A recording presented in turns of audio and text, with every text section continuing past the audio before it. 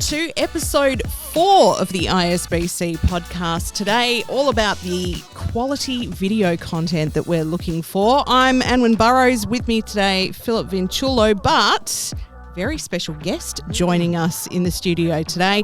Video content lead for Listeners Sport, part of SCA, which is Australia's largest radio network. Also a winner of Radio Today's 30 Under 30 Awards. And one of our ex-students. Yes, Marcel Moraes. Hello. Welcome to the show. So glad to be here. That's a very hefty intro. I hope I live up to that. Jesus. You're very impressive. Well, thank you very much.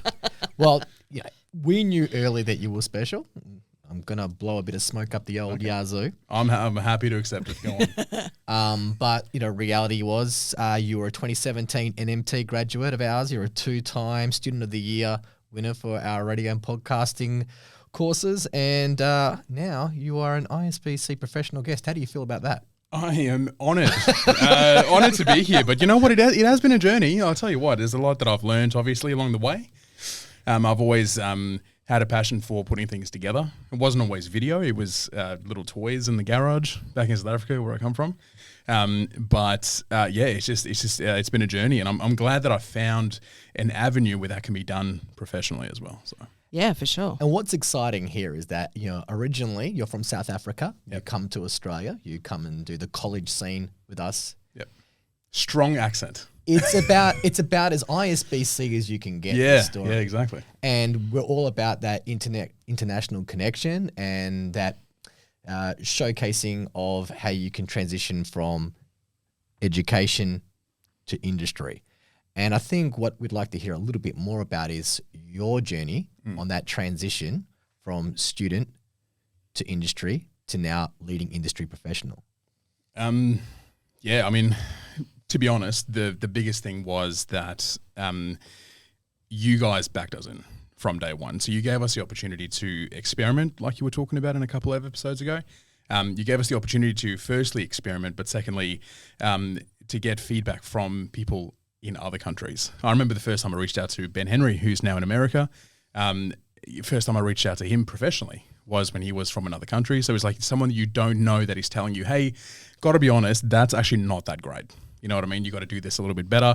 I appreciated some outside a look into what I found to be my passion. So like you said, mum was always supportive, dad was always supportive, but at the end of the day, they will do that. Yeah.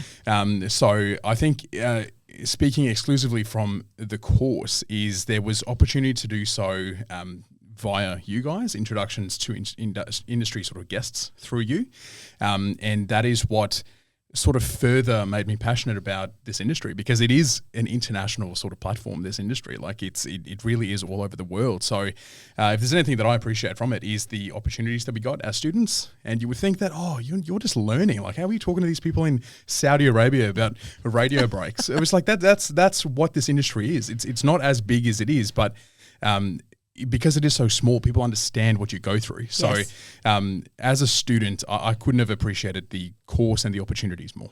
And I think that's, obviously that's kind of a direction we've had. We've focused a lot on the international collaboration and networking side of things. I think networking is probably something that, from Amwin and I's perspective, we made that a real priority when it comes to our students and their journey. And they all hate LinkedIn, but we love it. I love it. I was one of the only ones that loved it, I think. But it's important. And I think networking is what we're celebrating a lot with ISBC. We want to create an international network for students to feel comfortable, find a safe space, develop and achieve their graduate outcomes.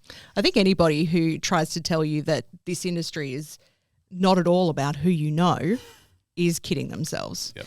Okay, so let's get into the crux of video and what makes a good video. Now, obviously, from the outset, you would say things like equipment, lighting, that sort of thing matters. Yep. Tell us a little bit about that. Well, I've been editing video for 15 years, filming professionally for about 6 to 7 years. So what I can tell you is it's not at all about the equipment. The good thing is, Okay. what a good video is there's obviously a lot of little nuances and little things that you can change and affect to make a better video.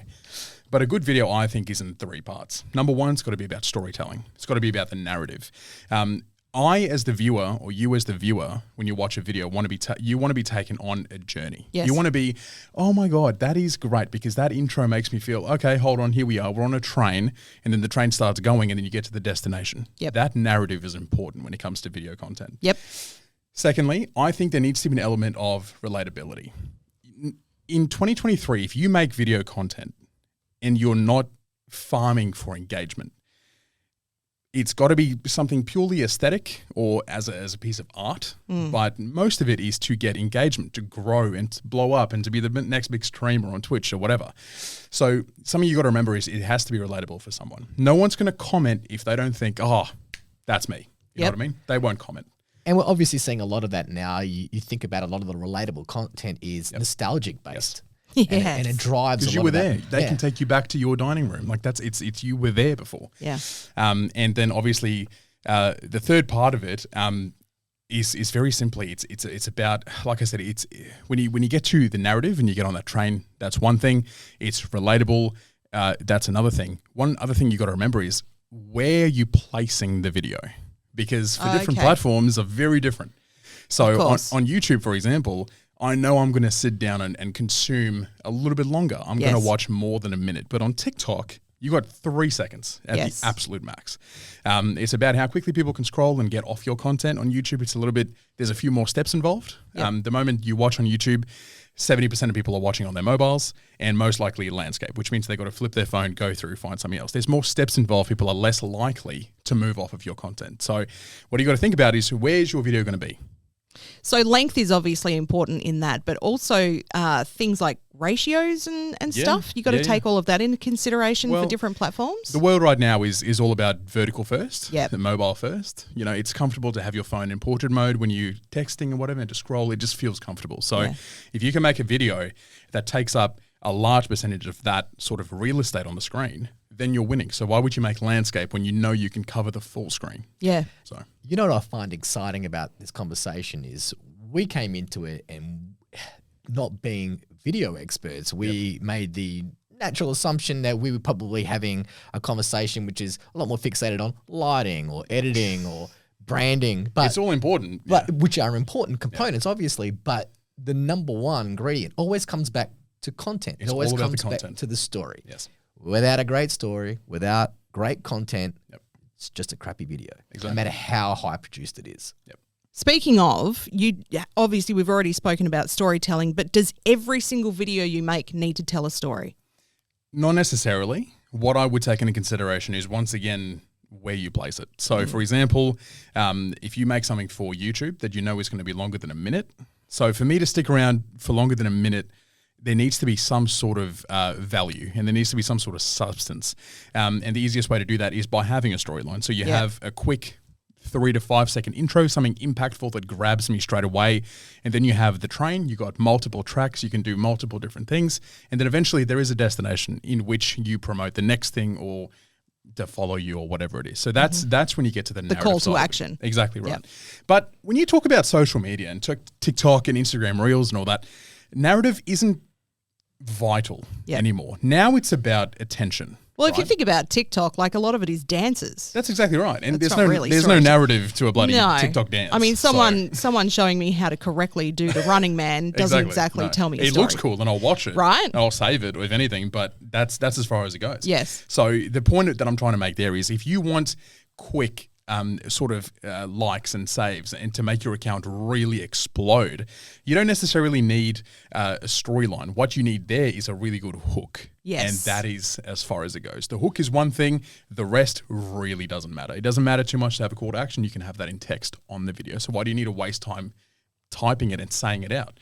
So the hook is all that matters in 2023, specifically when you talk about social media. But I say again, like you've said in ISBC in your previous episodes, this can encompass all sorts of video. Yes. So take into consideration where you put your content and then form your structure accordingly. In 30 seconds, is it possible to tell a story? Absolutely. First 5 seconds is a hook. 20 seconds is the content. Last 5 seconds is a outro or call to action. Easy. There you go. Bang. Done. You were expecting more. I mean, that simplifies it. I'll take it.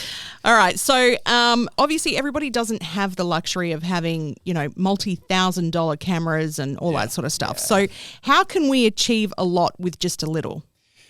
In 2023, if you are making video content and putting it off because you don't have the next DSLR that shoots 6K at 60 frames, you've already lost.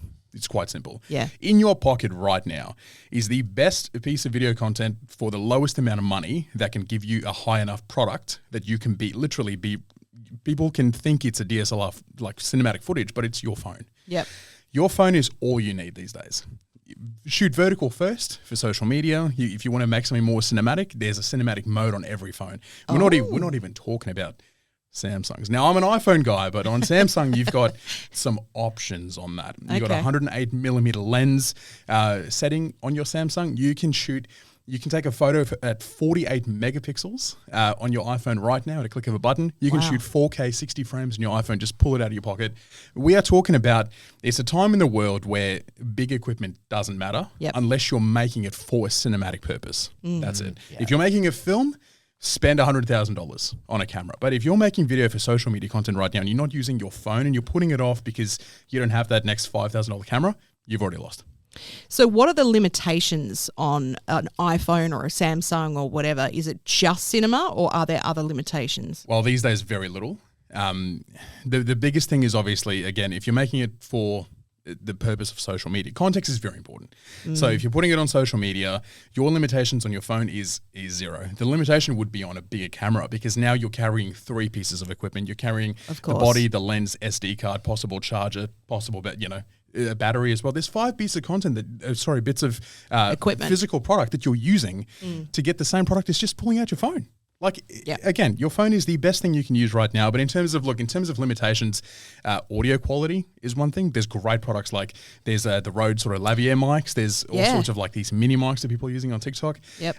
They are perfect for next leveling your content. But again, if you're holding yourself back because of that, you've lost. And that's the important point. Those additions are next leveling. Absolutely. Yep. Your foundation product is so high with your phone that it's like what you can add is 80% of the product and the production value is already there.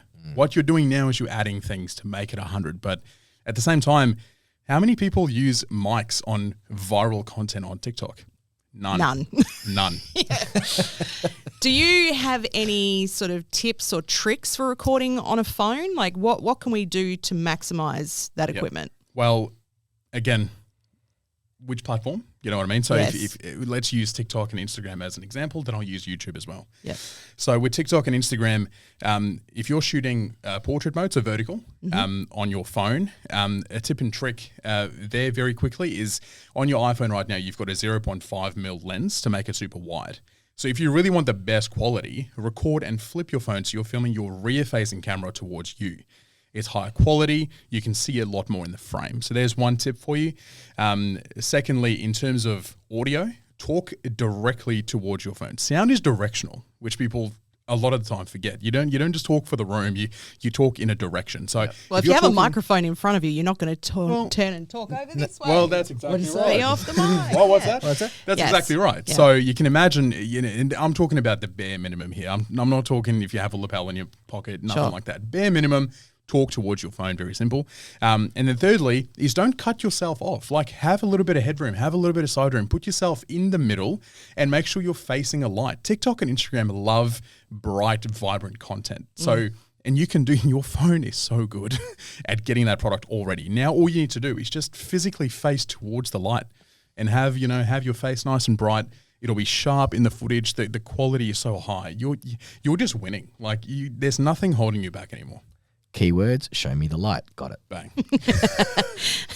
Don't walk towards the light though. Show me. All right, editing tips and tricks. Now, editing programs, are they all built the same or is there a preference when it comes to video? Yeah, well, you're referring to NLEs, so non-linear editors. So they're sort of the ones where you can add layers on top and below and make it really fancy. So in terms of those, all of them have base functionality where you can sort of transform the shape and the size and the animation and the motion of your video. You can edit the volume on your audio. You can add music, take away music, add a bit of watermark, your branding. You can do all that. So they're mostly the same. What it comes down to there is preference in terms of what you feel more comfortable with. I've used them all. I've used a bit of Sony Vegas. I didn't pay for that one, but it's a bit of Sony Vegas. You got a bit of Final Cut. As I came into TAFE, I was using. At the college, I was using a bit of Final Cut. Yes. And the moment I got into industry, I was forced to use the Adobe Creative Cloud, and I'm glad I did because now on Premiere Pro, I'm flawless. Like I'm editing 7 videos a day, all of which have a 2 to 3 hour recording, so you get really efficient. Yep. 7 videos a day. 7 videos a day. That's insane. Yeah, no, I'm a freak. Yeah, I'm a freak. So essentially, look, they're all the base functionality is all there, which is brilliant. Yep.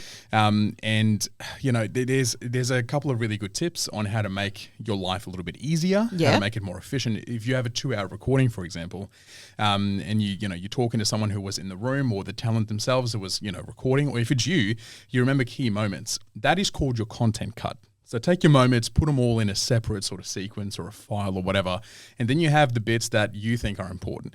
And when you said in the podcast before this to be brutal with your cutting, and I cannot explain how important that is for video content. Yeah, I mean, it doesn't matter what format you're working in, whether it's audio, video, whatever. Editing and being brutal in your editing is vital. People are busy. Get to the point. I don't want to see all your fancy things. Just get to the point. Just give me meat and potatoes. Give me the meat and potatoes, mate. Simple. What I can suggest there is making a content cut, and then from there, so work in phases is sort of the best advice I can give. Have the raw content, make your content cut, and then add your 1%ers and your branding and your music and all that, and render it, bang. There you go. What are some common mistakes that you see people doing with their video content now? Yep. Not managing audio. Like, I know we're talking about video, but if you're watching video content on TikTok, the best thing about that platform is that there's no auto mute. There's nothing. It immediately plays audio. Yep. And that's why people are now using trending sounds and trending songs, because people immediately are familiar with that audio. Yep. So what I would say, not in terms of music, but in terms of speaking, is manage your audio. There's a big fader on the side where you can see the green lines go up and down as loud as you talk. As long as it's not peaking in the yellow and the red. So yellow is actually okay sometimes, but not in the red. But mate, does distortion give you the shits too? Absolutely. Oh, good. Not standard. Yeah. It's an automatic I'm with swipe you, away brother. for me. Yeah. So what I would do, mate, is a common mistake is just not managing your audio levels. That's probably the biggest one. Obviously, when it comes down to video content purely as sort of like a method or a medium of content delivery, your framing is important. A lot of people would place themselves on the side because they're trying to be a bit Quentin Tarantino about it, but it doesn't look good on socials. You want to be in the middle. I got news for you. Yeah. You're not Quentin Tarantino. I hate to break it to you, but you're not that guy, pal. No. That's what I would say. I would say worry about your framing. Put yourself nice in the middle, nice and bright. Again, facing the light. Show me the light, man. That's all you want to see. And obviously that covers off lighting as well. But a lot of common mistakes is people using music, so copyright infringements. Yes. Yeah, people getting their videos muted and stuff because of copyright infringement. You don't want to lose your sound because then you're going through TikTok with a muted video. And hot tip, if your audio has been muted, TikTok will not show your video to anyone. Oh, wow. Because there's no benefit to them. Yeah. There's no watchability. There's no retention rate. There's nothing. You just lose the content. So gosh, they're brutal, aren't they? I made a video for a radio station a couple of years ago that had 700,000 views overnight, and it got muted. And I have never felt more useless as a human. Yeah. So that's, you don't want to be caught for copyright, and you don't want to get in trouble with that. However, I will say there are a few workarounds with that on TikTok and on Instagram right now, because Meta is using such a massive music library. If you want to use Dua Lipa in a song, you can, and that's totally fine. You just can't hear yourself. There's a couple of workarounds for that as well, but it gets a bit detailed. You need to spend a bit more time talking. So I'm just giving you headlines at the moment. Sure. So if people do want to get music that is not going to give them copyright issues, what are some places they can go to? Well, there's a lot of free sound libraries. Obviously, if you have a YouTube channel, you've got the YouTube music library or the audio library. You do have to be careful though, right? Because it comes down to the fine print. Well, also, a lot of those ones you can't use on other platforms. Ah. Yeah. So if you use YouTube audio library, that's for YouTube. Yes. The good thing about Meta is that they now have obviously Instagram and Facebook and all that. So that Sure. covers 2 platforms. TikTok's different. Yeah, So there's Reels and the rest of it. So. exactly. Yeah. So because they have a massive music library, there's a lot, you can choose, and a lot of trending songs you can choose, and that's perfect and that's great. And that allows you to use that music. Again, it's about that familiarity. In the 1 second bit that I have your attention for, I can grab it by using Ed Sheeran. You know what I mean? Yes. So that's a good way to work around that.